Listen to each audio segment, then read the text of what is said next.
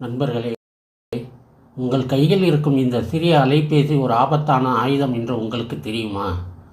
ஒரு தவறான அழைப்பு உங்கள் வாழ்க்கையை ஒரு இருண்ட உலகிற்கு அழைத்துச் செல்லும் என்று சொன்னால் நம்புவீர்களா? இன்று நாம் பார்க்க போகும் ராகுலின் கதை உங்கள் தூக்கத்தை திருடப்போவது உறுதி.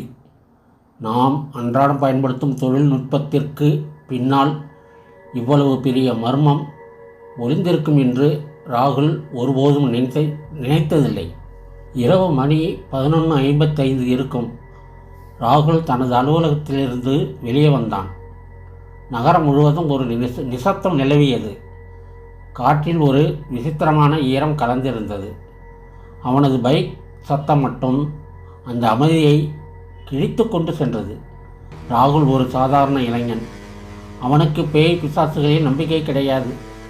அவன் எப்பொழுதுமே அறிவியலையும் தர்க்கத்தையும் மட்டுமே நம்புவான். ஆனால் அந்த நள்ளிரவு அவனது நம்பிக்கையை சிதைக்க காத்திருந்தது. சாலையின் ஓரத்தில் ஒரு உருவம் தலைவெறி கோலமாக நின்று ராகுல் கடந்து போகும்போது அவனை வெறித்து பார்த்தது. ராகுல் அதை முதலில் ஒரு பிச்சைக்காரி என்று நினைத்தான். ஆனால் அவளை தாண்டிய பிறகு கண்ணாடியில் பார்த்தபோது அங்கே யாரும் இல்லை. ராகுல் தன் மனதுக்குள் ஏதோ பிரமை என்று சமாதானப்படுத்தி கொண்டான்.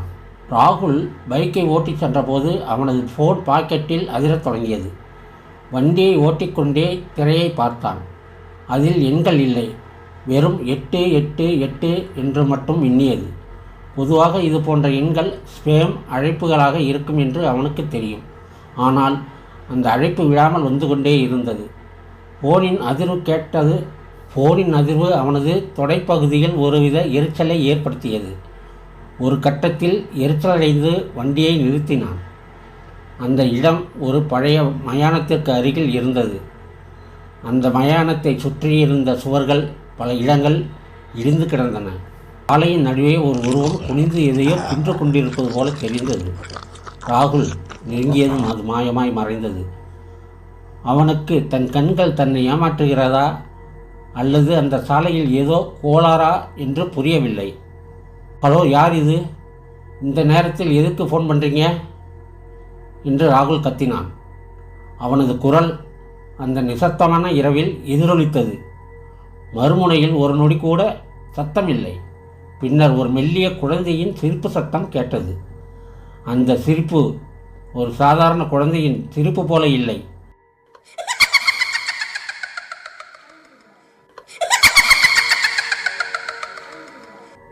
அது ஏதோ ஒரு குகைக்குள் இருந்து வருவது போலவும் மிக கொடூரமான நகைச்சுவையை கேட்டு ரசிப்பது போலவும் இருந்தது. அந்த சிரிப்பு அவனது காதுக்குள் ஊடுருவி சென்று ஒருவித நடுக்கத்தை உண்டாக்கியது.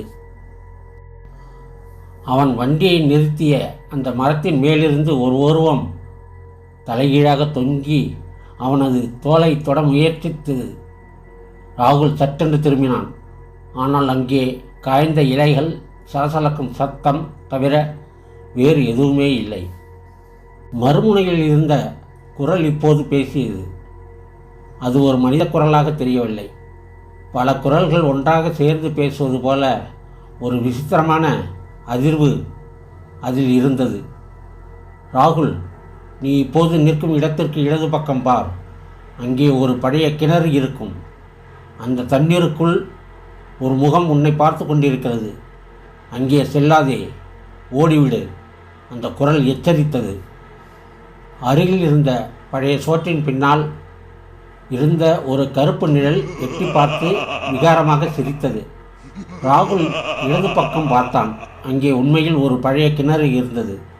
அவன் மெதுவாக அதை நெருங்கினான். கிணற்றின் மேலிருந்து ஒரு நீண்ட கை வெளியே வந்தது. ராகுலை நோக்கி மெதுவாக நகர்ந்து வந்தது. அவன் அலறிக்கொண்டு பின்வாங்கினான். யார் நீ? என் பெயர் உனக்கு எப்படி தெரியும்? எதற்காக என்னை மிரட்டுகிறீர்கள் என்று ராகுல் கத்தினான்.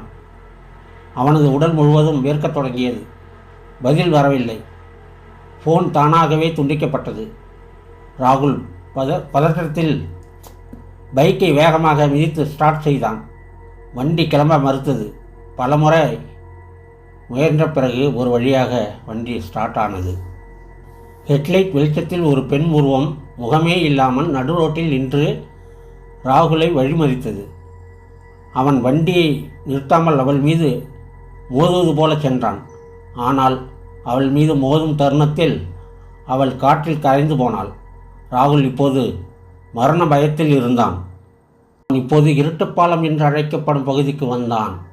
அந்த பாலம் பல வருடங்களுக்கு முன்பு ஒரு தீ விபத்தில் பலியானவர்களின் நினைவாக அப்படியே விடப்பட்டிருந்தது. பாலத்தின் இருபுறமும் இருந்த மரங்கள் ஒன்றுடன் ஒன்று பிணைந்து ஒரு குகை போல காட்சியளித்தன. சரியான பாலத்தின் நடுவே சென்றபோது திடீரென அவனது பைக்கின் ஹெட்லைட் அணைந்தது. அடுத்த நொடியே இன்ஜின் ஒரு பயங்கரமான சத்தத்துடன் நின்று போனது. பாலத்தின் இரும்பு தூண்களில் இருந்து ஒரு உருவம் தவழ்ந்து வந்து ராகுலின் கால்களை பிடித்து இழுக்க முயன்றது. ராகுல் தன் கால்களை உதறினான். அவனது ஃபோன் மீண்டும் 888 என்ற எண்ணிலிருந்து ஒலிக்கத் தொடங்கியது. ராகுல் நடுங்கும் கைகளுடன் ஃபோனை எடுத்தான்.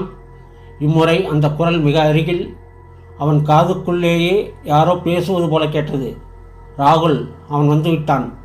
இப்போது உன் பைக்கில் உள்ள கண்ணாடியின் வழியை பார். அவன் உன் பின்னால் அமர்ந்து விட்டான். ஆனால் நீ மட்டும் திரும்பி பார்க்காதே. பார்த்தால் உன் கண்கள் பிடுங்கப்படும். அந்த குரல் ஒரு கட்டளையைப் போல ஒலித்தது. பைக்கின் கண்ணாடியில் ஒரு சிதைந்த முகம் ராகுலின் முகத்திற்கு மிக அருகில் வந்து மூச்சு விட்டது. அந்த கண்ணாடியில் தெரிந்த உருவத்தின் கண்கள் இல்லை, வெறும் இருண்ட குழிகள் மட்டுமே இருந்தன. ராகுல் கண்களை இறுக மூடிக்கொண்டான். அவனது தோளில் ஒரு பயங்கரமான கை அழுத்துவதை உணர்ந்தான். அந்த உருவத்தின் அழுகிய சதை நாற்றம் ராகுல் மூக்கை துளைத்தது. அதன் குளிர்ந்த விரல்கள் அவனது கழுத்தை தீண்டின. ராகுல் கத்த முயன்றான். ஆனால் அவனது குரல் விலையை யாரோ அமுக்குவதைப் போல இருந்தது.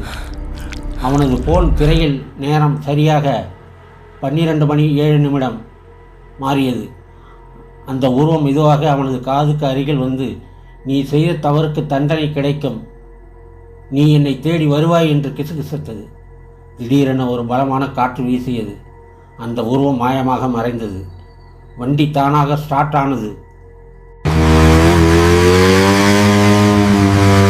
வீட்டிற்கு வந்த ராகுல் கதவை நாலாபுரமும் பூட்டிக் கொண்டான். அவனது தம்பி மற்றும் பெற்றோர் அறைகள் பூட்டியிருந்தன. அவன் அவர்களை அழைக்க விரும்பவில்லை. தாகமாக இருந்ததால் சமையலறைக்குள் சென்று தண்ணீர் குடிக்க முயன்றான். அப்போது டைனிங் டேபிள் மீது அவனது ஃபோன் மீண்டும் ஒலிக்கத் தொடங்கியது. அதே 888. இம்முறை அது ஒரு வீடியோ காலாக இருந்தது. ஜன்னல் கண்ணாடியில் ஒரு உருவம் தனது தலையை மோதி உடைக்க முயற்சிப்பது போன்ற பயங்கரமான சத்தம் கேட்டது. ராகுல் வீடியோவை ஏற்றான். அதில் அவனது சொந்த படுக்கை அறையே தெரிந்தது. வீடியோவில் ஒரு உருவம் அவனது கட்டிலுக்கு அடியில் இருந்தது. மெதுவாக வெளியே வருவது தெரிந்தது. ராகுல் தன் அறைக்கு ஓடினான். அங்கே யாருமே இல்லை. ஆனால் அவனது ஃபோனில் ஒரு குறுஞ்செய்தி வந்தது. மேலே பார். சீலிங் ஃபேனிலிருந்து ஒரு உருவம் தலைகீழாக தொங்கி ராகுலின் முகத்தை நோக்கி தனது நீண்ட நாக்கை நீட்டியது. அவன் கீழே விழுந்து பின்னோக்கி நகர்ந்தான். சீலிங்கில் இப்போது சிகப்பு எழுத்துக்களால் ஒரு வரைபடம் உருவாகத் தொடங்கியது. அது அந்த ஊரின் எல்லையில் இருந்த ஒரு பழைய பாழடைந்த மாளிகையின் வரைபடம். 15 வருடங்களுக்கு முன்பு அந்த மாளிகையில் ஒரு கொடூரமான தீ விபத்து நடந்தது. அதில் நந்தினி என்ற சிறுமி கருகி இருந்தாள். ராகுல் அந்த விபத்தை நேரில் பார்த்தவன். ஆனால் யாருக்கும் சொல்லாமல் மறைத்தவன். அறையின் மூலையில் ஒரு நிழல் உருவம் மண்டியிட்டு உட்கார்ந்து விகாரமாக அழும் சத்தம் கேட்டது. அந்த சத்தம் நந்தினியின் அழுகையைப் போலவே இருந்தது. மீண்டும் ஃபோன் வந்தது. ராகுல், உண்மையை மறைக்க முடியாது. நீ செய்த பாவம் உன்னை விடாது. இன்று இரவு அந்த மூடப்பட்ட மாளிகைக்கு வா. அங்கே உனக்காக விடை இருக்கிறது. வராவிட்டால் உன் குடும்பத்தில் ஒவ்வொருவராக பலியாவார்கள் என்று அந்த குரல் மிரட்டியது. ராகுல் தனது தம்பி அறையை திறந்து பார்த்தான். அங்கே அவனது தம்பி கழுத்து நெரிக்கப்பட்ட அடையாளங்களுடன் மயங்கி கிடந்தான். தம்பியின் படுக்கைக்கு அடியில் இருந்து ஒரு நீண்ட கை வெளியே வந்தது. ராகுலின் காலை பிடித்தது. ராகுல் அதை உதைத்துவிட்டு வெளியே ஓடினான். அவனுக்கு வேறு வழியில்லை. அந்த மாளிகைக்கு செல்ல முடிவெடுத்தான். கையில் ஒரு டார்ச் லைட் எடுத்துக்கொண்டு இருட்டில் அந்த மாளிகையை நோக்கி பயணித்தான். மாளிகையின் இருண்ட தாழ்வாரத்தில் ஒரு உருவம் வேகமாக ஓடிச் சென்று ஒரு அறைக்குள் மறைந்தது. அந்த மாளிகையின் ஒவ்வொரு சுவரும் ராகுலின் வருகையை எதிர்பார்த்து காத்து கொண்டிருப்பது போல தெரிந்தது. உள்ளே சென்ற ராகுல் கருகிய வாடையை உணர்ந்தான். ஒரு அறையில் கதவு மட்டும் பூட்டப்பட்டிருந்தது. அந்த துவாரத்தின் வழியாக பார்த்தபோது அங்கே நந்தினி உட்கார்ந்து ஒரு பொம்மையுடன் விளையாடிக் கொண்டிருந்தாள். அவளது முகம் முழுவதும் நெருப்பால் சிதைக்கப்பட்டிருந்தது. அவள் மெதுவாக திரும்பி ராகுலை பார்த்தாள். அந்த சிறுமி திடீரென ஒரு பேயாக மாறி ஜன்னல் வழியாக வெளியே குதித்து மறைந்தது. ராகுல் பயந்து பின்வாங்கும்போது தரையில் இருந்த ஒரு பள்ளத்தில் விழுந்தான். அங்கே நூற்றுக்கணக்கான எலும்புக்கூடுகள் இருந்தன.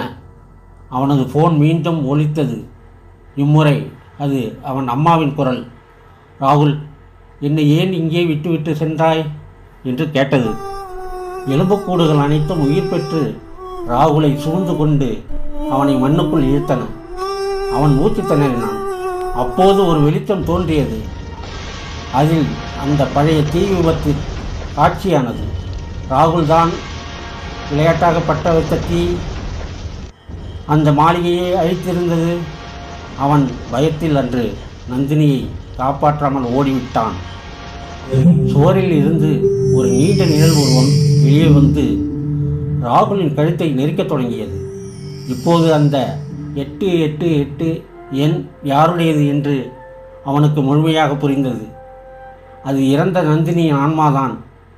ராகுலை தண்டிக்க அவள் வந்துவிட்டாள். அந்த மாளிகையின் ஒவ்வொரு சுவரும் ராகுலை நெருங்கத் தொடங்கியன. அவன் மூச்சு விட முடியாமல் திணறினான்.